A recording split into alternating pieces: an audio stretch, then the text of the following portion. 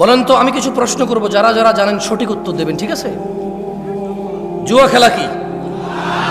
মদ খাওয়া, নামাজ ত্যাগ করা, গালিগালাজ করা, মারামারি করা, সুদ খাওয়া, ঘুষ খাওয়া। আমাকে আনছেন কেন? সব তো আপনারা জানেন। আরে হাসেন কেন? সবকিছু কৌতুক না? সবকিছু কৌতুক। দুনিয়াটা খেল তামাশা হয়ে গেছে, ব্যাস খালাস। খেলো, হাসো, তামাশা করো, ব্যাস। আমি বলছি যে হারাম কোনটা আপনি জানেন না যেটা হারাম। এই যে এটাই আল্লাহ কোরআনুল কারীমে বলতেছে। তুমি তো এটা ধরো নাই না? ঠিক আছে, ধরবা না, এটা সাউন্ড ধরবা না। আত্মমর্যাদা। মসজিদের ইমাম দেখি যে নেতা নেত্রীর পিছিয়ে খুব লুতুপুতু করে। কেন ভাই? ইমাম মানে নেতা? ও কিসের নেতা? নেতা হলেন আপনি। ওর নেতা ওর ভোটের মাঠে, ওর নেতা। এখন মসজিদ এটা আমি নেতা, আমি ইমাম। এখন জুমার খুতবা হবে, এখন ইমাম আমি, নেতা আমি। কোনো সভাপতির কথা আমার উপরে যেতে পারবে না। আমি পরামর্শ দেব, আর যদি আমার উপরে নেতৃত্ব দেওয়ার কেউ থাকে, ও খুতবা দেবে। কারণ বেশি যোগ্য মানুষ খুতবা দিলে মানুষের বেশি কাজে আসবে, ঠিক কিনা?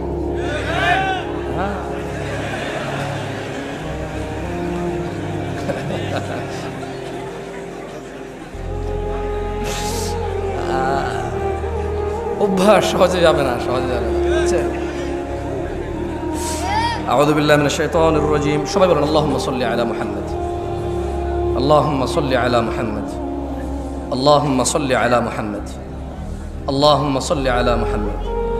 আল্লাহর নবী বলেছে যে একবার দুরূদ পড়বে 10টা রহমত হবে, 10টা গুনাহ মাফ হবে, দরজা বৃদ্ধি হবে। দুরূদ পড়বেন বেশি বেশি। ফাকুবকিবু ফিহা ওয়া হুম ওয়াল গাউন।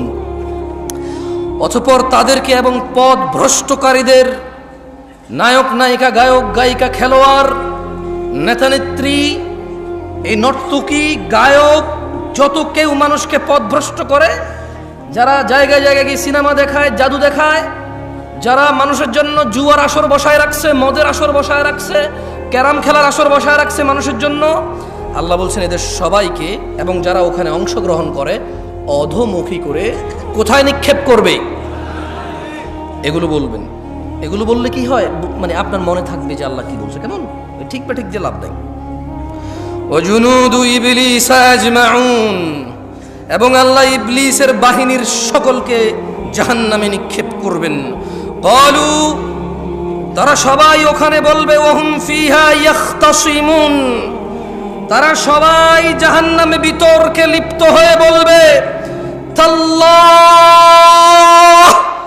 আল্লাহর কসম, ইন কুন্না লাফি দালালিম মুবিন, আমরা তো স্পষ্ট পথ ভ্রষ্টতায় নিমজ্জিত ছিলাম। উপস্থিত জনতা, উপস্থিত ভাই, উপস্থিত চাচারা, মুরব্বী, যারা বয়স্ক আছেন, সবাইকে একটা কথা বলতে চাই। আমি কিছু প্রশ্ন করব, আপনারা আমার কথা শোনেন তো, ঠিক না? পুরো গ্রামের সবাই জায়গায় লাভ কি ভাই? সাউন্ড কম কি? এখানে শুনলে তো হয়। রাতের বাজে 11:30, মানুষ ঘুমাবে না, কালকে বাচ্চা কাচ্চার স্কুল মাদ্রাসা নাই। সাউন্ড তুমি প্রয়োজনে বাহিরটা আরো কমাই দাও, বাইরের দরকার নেই সাউন্ড, এখানে সাউন্ড হলে চলবে, খালাস। বলেন তো, আমি কিছু প্রশ্ন করব, যারা যারা জানেন সঠিক উত্তর দেবেন, ঠিক আছে? জুয়া খেলা কি? মদ খাওয়া, নামাজ ত্যাগ করা, গালিগালাজ করা, মারামারি করা, সুদ খাওয়া, ঘুষ খাওয়া। আমাকে আনছেন কেন? সব তো আপনারা জানেন। আরে হাসেন কেন? সবকিছু কৌতুক না? সবকিছু কৌতুক। দুনিয়াটা খেল তামাশা হয়ে গেছে, ব্যাস খালাস।